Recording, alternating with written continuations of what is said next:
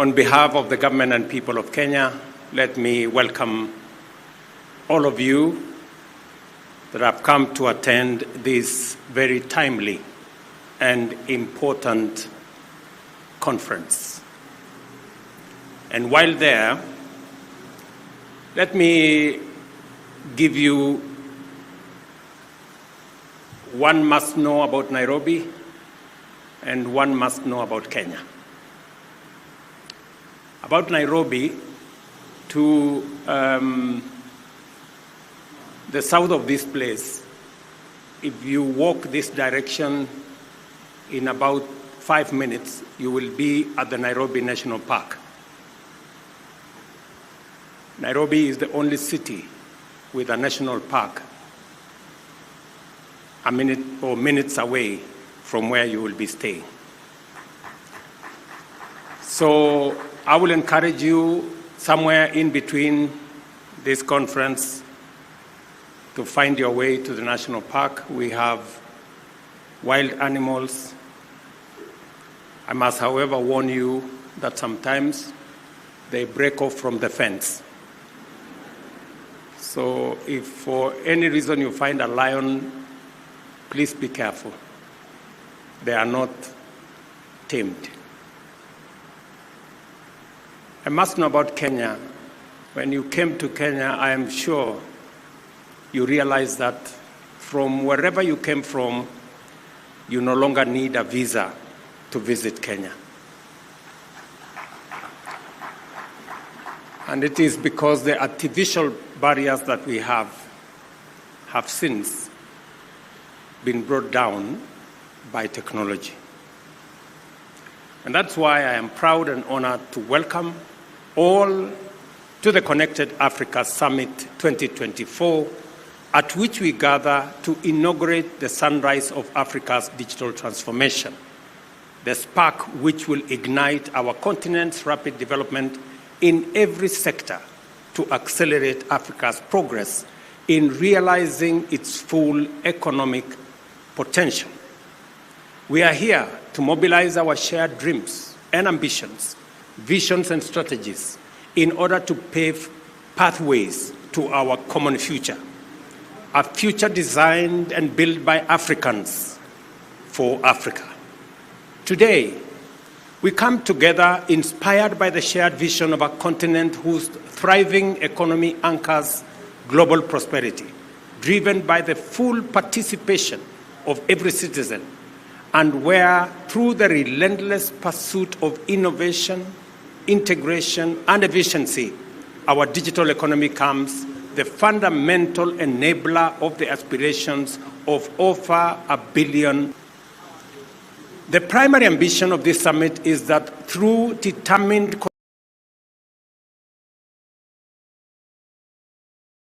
collaboration and innovation, we will lay a sustained foundation of connectivity and empower the people of Africa to achieve the UN Sustainable Development Goals as well as the AU's Agenda 2063.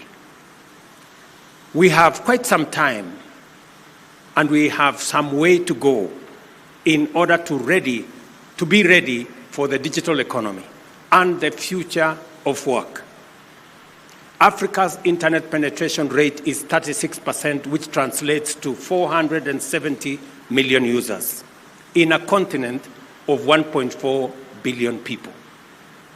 Current projections indicate that at the current pace of development, this number will increase by an additional 300 million people by 2030. Our continent is connected to the global internet through 19 undersea cables, which is comparatively modest compared to other continents. For example, Europe and Asia are connected by a significantly higher number of cable landings, leading to a greater broadband accessibility with profound impacts in terms of the strong positive relationship between digital connectivity and economic prosperity. Nevertheless, we must all be concerned by the fact that our rate of connectivity is poorer than the existing potential. Despite these connections, fixed broadband penetration in Africa is only about 5%, which leaves us far behind other regions of the globe. This has critical implications for our ambition for both connectivity and economic transformation through the digital economy. The reason is that even an increase of only 10% of our broadband connectivity can lead to a 1.4% GDP growth in our continent. Additionally, our low rate of connectivity also presents other challenges. For instance, Africa's current average broadband speed stands at 8.1 megabytes per second, and at 5% of the monthly gross national income per capita, data costs represent a significant expense and places connectivity beyond the reach of most, especially those who are vulnerable. These statistics must serve as an urgent call to action and motivate us to radically enhance Africa's digital infrastructure and unleash the immense economic and innovative potential of our young people in a vibrant continent. Ladies and gentlemen, our vision for the future is bold, clearly urgent, and feasible. Under the African Continental Free Trade Area framework, we aim to harness Pan-African integration in order to expand our collective GDP from US dollars 1.7 trillion to US dollars 2.5 trillion by 2030. This ambition must be complemented by a strong commitment to bridge the huge digital divide which undermines our continent's growth prospects. Today, 300 million people across Africa live more than 50 kilometers away from an active fiber optic connection, a yawning physical gap that denies them access to internet and separates them from all the possibilities that the digital economy presents. Globally, Africa's digital infrastructure coverage, access, and quality lag behind our other regions. Yet, it does not have to be this way because the most transformative interventions are just but a few decisions away. At the end of 2021, 84% of people in our region lived in areas where the third-generation network technology, 3G, connectivity was available, while 63% had access to G4 mobile coverage. However, regrettably, only 22% were using mobile internet services. This gap between coverage and usage is similarly large for broadband internet connectivity, with 61% of people in our region living within broadband range, but unfortunately unable to use it. The imperative, therefore, is clear and entails determined interventions to significantly increase access to broadband services and to enhance both service, quality, and affordability. In turn, higher digital inclusion will intensify job creation and will help us deal with the challenge of poverty. Beyond infrastructure, a thriving digital economy requires the presence of a sizable and highly skilled digital workforce to build on advances in digital technology and to drive innovation and productivity, thereby creating a dynamic ecosystem which ushers enterprises into the digital economy and enables them to scale up successfully. With the establishment of these essential foundations, the private sector should automatically emerge as the primary driver across the spectrum of emerging transformative use cases. I am in full agreement with everyone here that at the heart of our digital transformation are our young talents, brilliant minds who are actively contributing to the growth of the global technology sector, marking out Africa as an indispensable hub of technological innovation. And I saw many of them as I went through the various booths. Driven by bold creativity and an indomitable entrepreneurial spirit, African youth are pioneering advances in fintech, agri-tech, renewable energy, and digital services.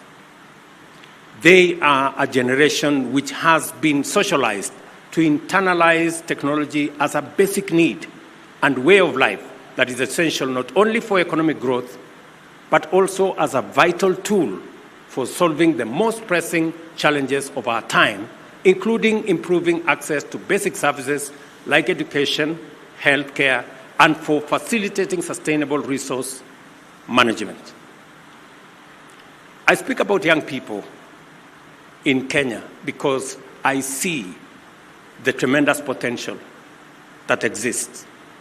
The youth are our fundamental constituency, both as the principal builders and beneficiaries of a digitally enabled society where every African can thrive.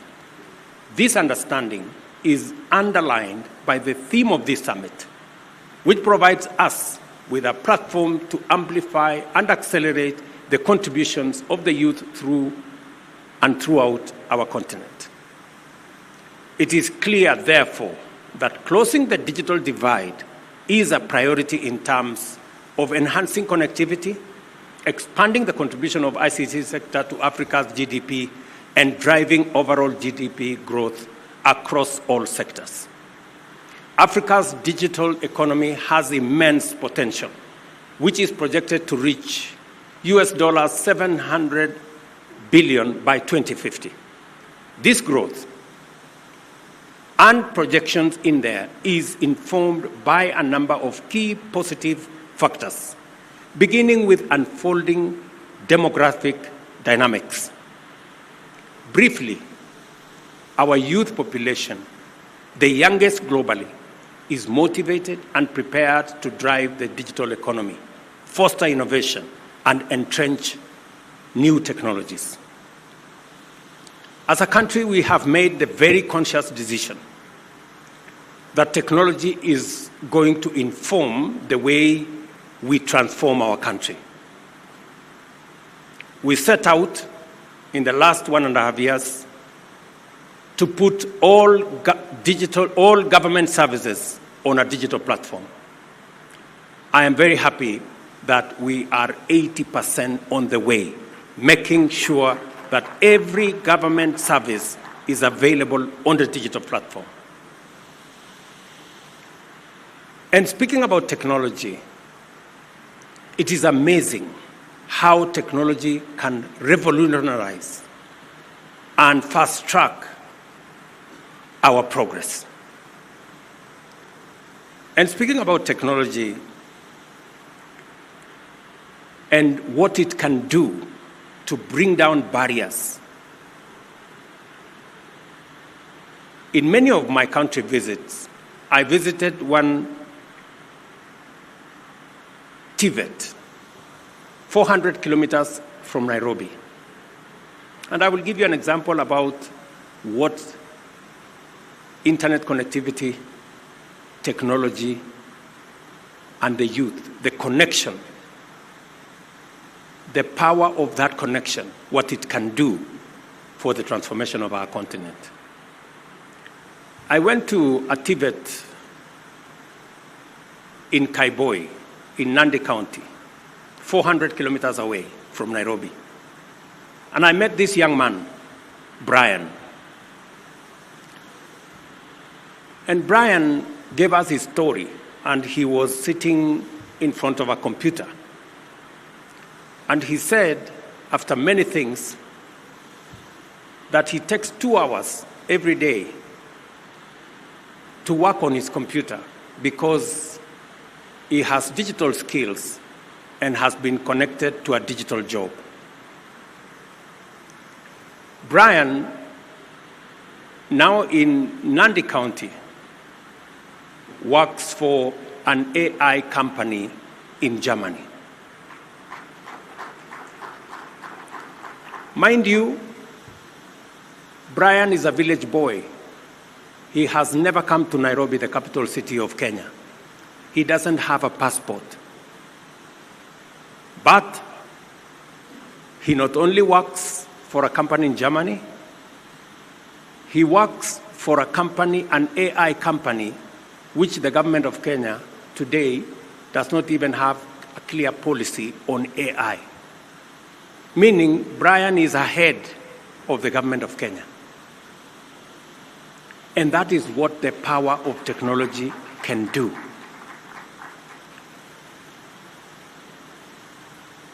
In the last 4 months, again, if I give you another example of the power of technology and the digital space.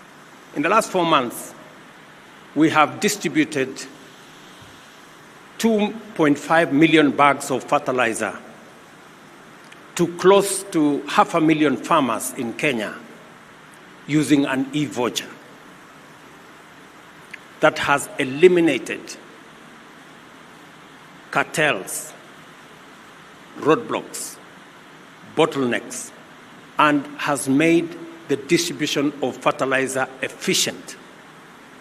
Because of the e-voucher last year, which we used to distribute our fertilizer, and the efficiency it brought into our farming, we increased our production by 50% last year. Let me give you another example. I went to Embu, and that is why I was asking about Embu. And women in the market, because we have a Wi-Fi, a free Wi-Fi in the market, were talking about the efficiency of their business because they can now connect to their suppliers because the internet is available, it is stable, and it is free. That is how e-commerce can expand because of internet connectivity, because of technology.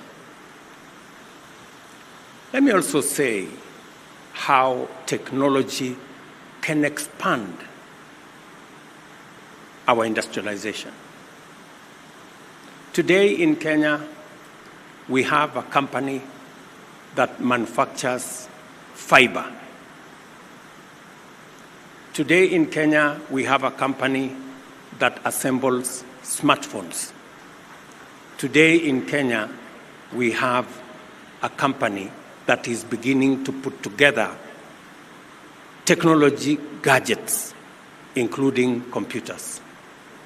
So there is an whole array from creating jobs to enhancing commerce to powering industrialization.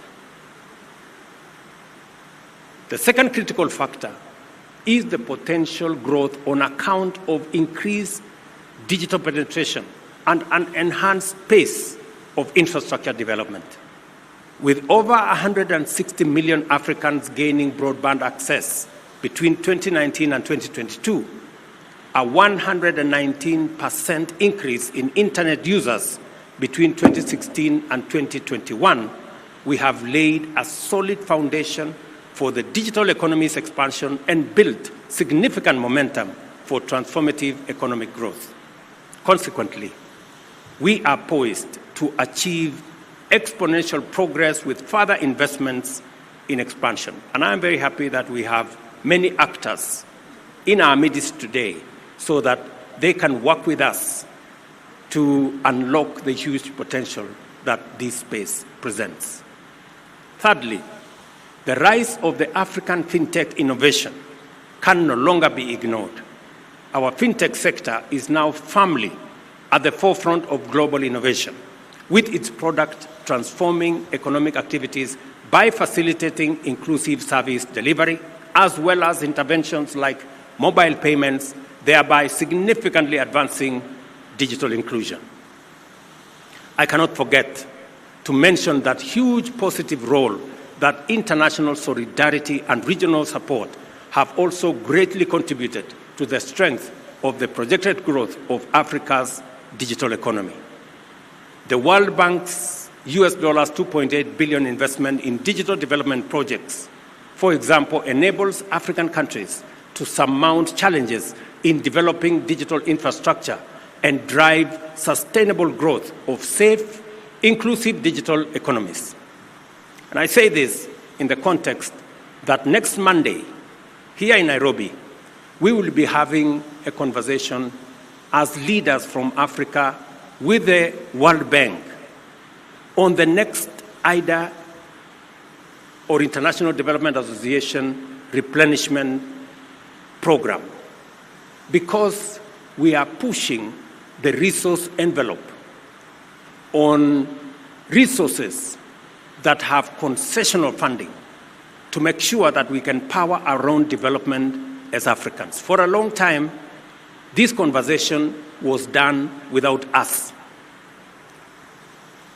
For the first time, we are going to sit around the table, agree with our development partners, work with multilateral development banks to agree on Africa's priorities, what makes sense to us. And that conversation next Monday here in Nairobi, involving African heads of state, the World Bank, and other actors, is an important conversation, realizing that it is as important to disburse as it is to disburse to the right priorities. More partnerships like this are essential for our digital and economic inclusion agenda, and besides, they are sound investments whose dividends will endure for generations to come. I wish to emphasize to the global community, and especially financial institutions and private sector investors, that betting on Africa's future now is the best investment decision with unprecedented immediate and long-term benefits. I wish somebody was listening to me. Any serious investor who does not have his focus in the African continent has some correction to make. In addition, we have developed our policy and regulatory frameworks into fundamental enablers of Africa's digital transformation through effective collaboration. That is why I'm very happy to have ministers in this meeting, because the biggest threat to Africa's progress is the fragmentation of our economy. And that is why we are effectively assembling ourselves into a coherent, cohesive, one market under the Africa Continental Free Trade Area. And the more we have functions like this, where we collaborate, where we bring our ideas together and synergize, the better it is for all of us collectively. As a consequence, harmonized ICT sector policies instituted both under the ACFTA and the Africa Union's Agenda 2063 play a crucial role in fostering cross-border coordination and investment, facilitating aggressive growth across all countries in all sectors. Also, ongoing efforts to accelerate Pan-African economic diversification and consumer market expansion further bolster the development of an expansive market for digital services as well. Through our commitment to invest in the development of broadband infrastructure and foster the emergence of a digitally enabled society, we shall lay down the foundation for an inclusive, prosperous African future where every citizen can thrive as an active participant in an interconnected global economy. This strategic focus is not only about connectivity, but also about empowering every citizen in a dynamic digital landscape across our continent. I'm encouraged to note that the intentional positioning of the ICT sector aligns with Africa's overarching economic growth strategy, which leverages the digital economy to catalyze the development of various sectors, supported by Africa's phenomenal demographic dividend and deliberate infrastructure improvements, innovative fintech solutions, and strategic policy frameworks. The ICT sector is intended to drive Africa's transition into a global leader in the digital economic space. Kenya's sustained commitment to digital transformation provides a good example of what we should aim to achieve throughout Africa and to benefit everybody wherever we can deliver. At 64 million mobile connections, Kenya's mobile connectivity is 118% of our population. At the end of 2022, mobile data or internet subscriptions were 47.8 million, with 67% of this comprising mobile broadband connections. Our ICT sector has continued to grow at the rate of 10% annually. To build on this and all the achievements, sustain the growth in momentum, and deepen ICT and digital inclusion, we have embedded last-mile fiber connectivity as a strategy and a strategic pillar of our bottom-up economic transformation agenda. Under this vision, our goal is to connect 100,000 institutions and markets and significantly increase fixed broadband access from 1.2 million to 8 million out of the 12 million households between 2022 and 2030. Furthermore, we have commenced the process of reviewing our building codes to ensure all new buildings are fiber optic ready. These initiatives underscore Kenya's dedication to deliver sustainable, universal digital access. We are implementing the National Citizen Digital Skills Program, a transformative initiative to bolster digital ICT inclusion in remote parts of our country. Through the DigiTrack program, for example, we have committed to provide 40 hours of digital skills and innovation training free of charge to citizens across the country, delivered through mobile units. An impressive outcome of this initiative is that over 35% of people who have completed training went on to start new businesses, and 70% have since passed their digital skills onwards to other citizens. This is the impact of a simple intervention in terms of empowering young people, and it affirms the promise of our collaborative approach and the power of partnership in achieving ambitious goals. As we enhance our digital connectivity infrastructure, we are deliberate about fostering a robust environment for e-commerce. The objective is to broaden market access for Kenyan entrepreneurs and also integrate them into the global digital economy. Our ICT sector continues to expand on account of emerging technologies as well as our increasing sophistication in the digital economy. Increasingly, this is going to be the trend in every country on our continent. That is my belief. Accordingly, we see a great and urgent need to design and implement a harmonized model of regulation to be governed by a network of ICT authorities which shall oversee the integration of the digital transformation initiatives throughout the continent in accordance with our AU 2063 agenda for ICT. We are eager to share these experiences, and I'm sure Eliud Owalo and his team will take time to share some of these experiences and also learn from those of our colleagues from across the continent, whatever they have to offer.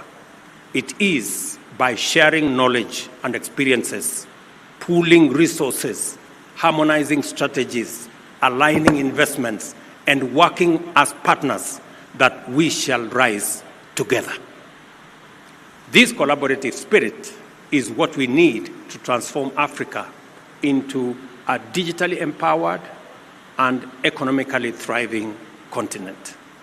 It is also the reason we are gathered here as this inaugural Connected Africa Summit mobilizes all of us together with our esteemed global partners to collaborate with ambition and transcend our challenges, enabling Africa to rise towards its destiny.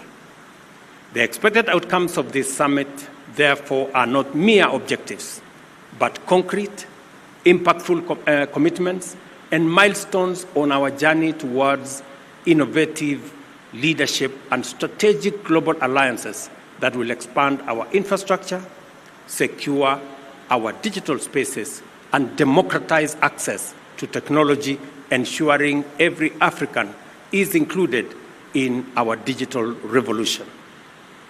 Everyone present here today recognizes the singular opportunity we have to unite our continent, inspire collaboration and innovation, and transform the ICT ecosystem, connectivity infrastructure, and our digital economy. The time has come for us to mobilize our collective visions, align our skills, focus our aspirations, and unite our energies in pursuit of Africa's digital intentions, economic transformation, and inclusive growth. Ladies and gentlemen, the Connected Africa Summit at this point is officially opened, and I thank you. Thank you, Your Excellency, for that wonderful speech. Another round of applause for His Excellency, please. Your Excellency, with your permission, if I may request, we just take a few photos before we wind up, and I'll start by inviting all ministers present